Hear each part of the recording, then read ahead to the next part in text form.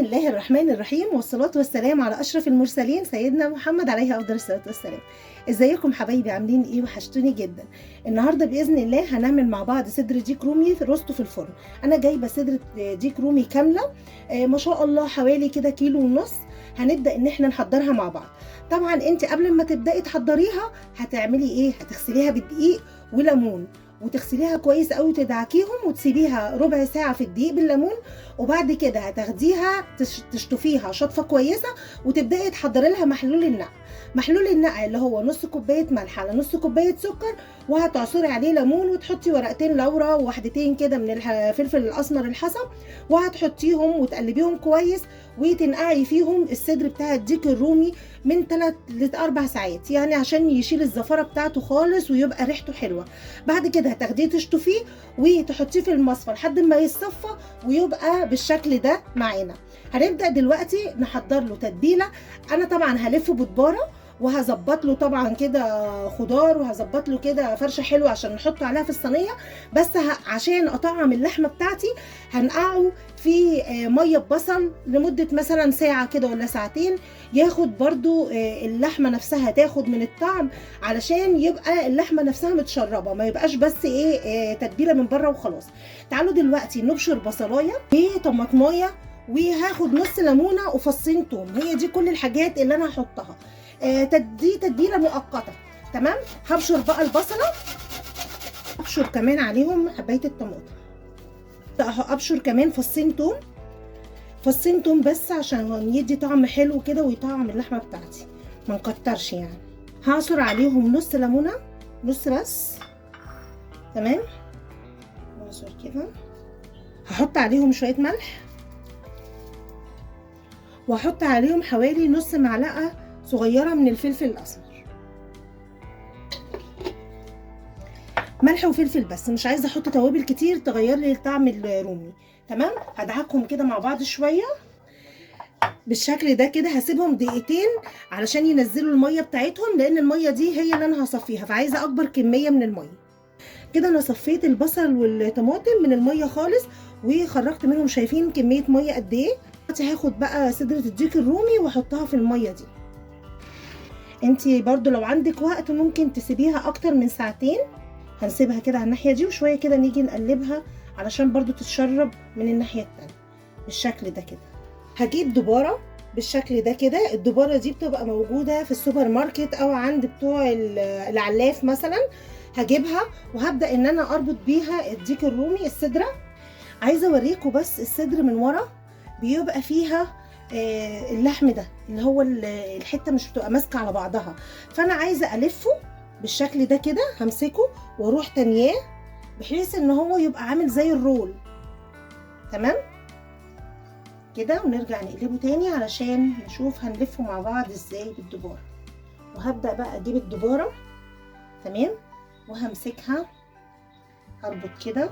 ابدا من الحته اللي هي الكبيره اللي فوق. عايزه بس اوريكم التفاصيل بتاعه الربط عشان تعرفوا تربطوها. اول حاجه هعدي الدباره من تحت الديك الرومي بالشكل ده كده. انا ربطتها عقده كده وسبت الحته دي معايا عشان هحتاجها وانا بلف. بعد كده هلف كده على ايدي. تمام. وبعدين انزل من تحت اللحم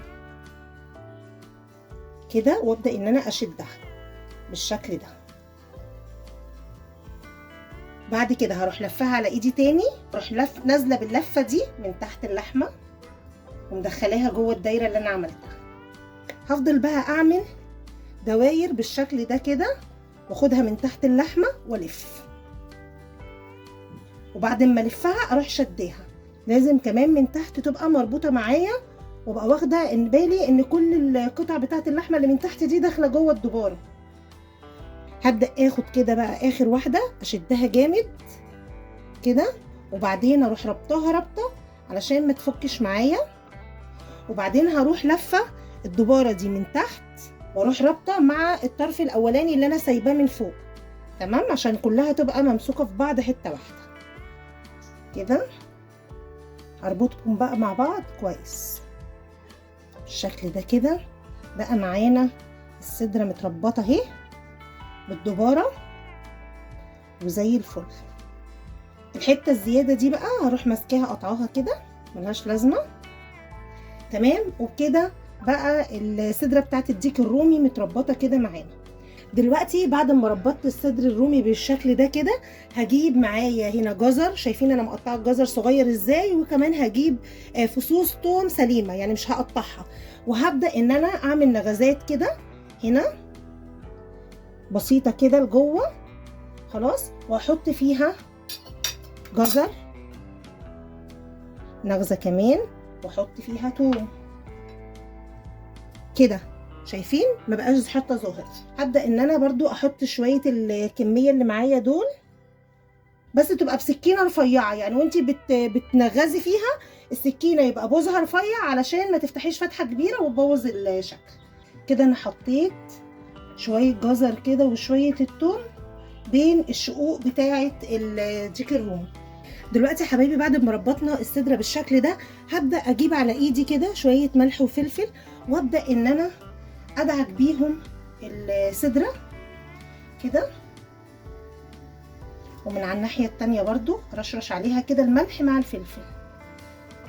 هسخن بقى البوتاجاز طاسه او صينيه كبيره كده، علشان هنبدا ان احنا نشوح الصدره دي من كل الاتجاهات. عايزه اقفل المسام بتاعتها خالص. تمام. فهديها كده صدمه من كل الجوانب. هحط شويه زيت صغيرين، هحط معاهم كمان حته صغيره كده سمنه بلدي. ممكن لو عندك زبده كمان تحطيها، الزبده برضو بتدي طعم حلو قوي. في الوقت دوت لازم تبقي مولعه فرن البوتاجاز، يعني حضري الفرن سخن علشان بعد ما تخلصي تروحي مدخله فيه الصينيه على طول. اهم حاجه ان الصينيه بتاعتك او الطاسه اللي هتحطي فيها لازم تبقى سخنه جدا. تمام. هناخد بقى الصدره بالشكل ده، وهبدا ان انا انزلها في في الطاسه. نقلب امتى؟ لما الناحيه اللي احنا نحط عليها تبقى احمرت خالص. تمام. يعني مش اول ما نحطها نقعد نقلب نقلب، لا، نسيبها تاخد لونها كده. بعد ما نحمر الديك الرومي بالشكل ده، انا ببقى محضره هنا بصل وجزر وبطاطس وطماطم، عامله بوكيه جرنيه كده. ده هيبقى تحت الديك الرومي، هنزله عليه تحت الصدر. هتبل الخضار دوت بشويه ملح وفلفل بس صغيرين، مش هحط عليه بهارات خالص، انا هخليه ياخد من طعم الديك الرومي. بعد كده هشيل بقى صدر الديك الرومي ده، وهاخده احطه معايا في الصينيه. هاخد معلقتين من الزيت اللي هو اللي انا حمرت فيه الصدر، وهرشه بس رشه بسيطه كده على الخضار اللي تحت، عشان بس يتطعم معايا، بيدي طعم حلو قوي الزيت بتاع التتبيله دي اختياري يعني، لو مش عايزه تحطيه مفيش مشكله. بعد كده هفضي كوبايه كده من الميه تسوي معايا الخضار وتطلع بخار على اللحمه تسويه. بعد كده هجيب كده ورقه من ورق الزبده، هحطها كده علشان بس القصدير ما يبقاش ملامس على طول للصدر. هغطي بقى الصينيه كويس قوي بورق الفويل. تمام. دلوقتي هدخلها الفرن. لو جايبه مثلا كيلو هيبقى ياخد ساعه تسويه، لو كيلو ونص هياخد ساعه ونص اكتر شويه. هندخلهم الفرن لحد ما تستوي معانا، هنخرجها علشان نسيبها تبرد خالص، لان احنا مش هنقطعها ولا هنقدمها الا لما تبرد خالص. كده يا حبايبي الصدر اهي بعد ما استوت.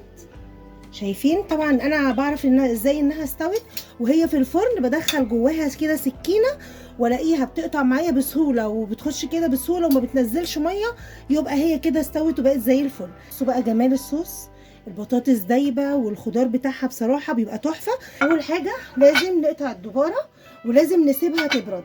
هو عشان انا مستعجله شويه فانا هقطعها وهي دافيه، يعني انا برضو سبتها تبرد شويه يجي حوالي نص ساعه ولا حاجه.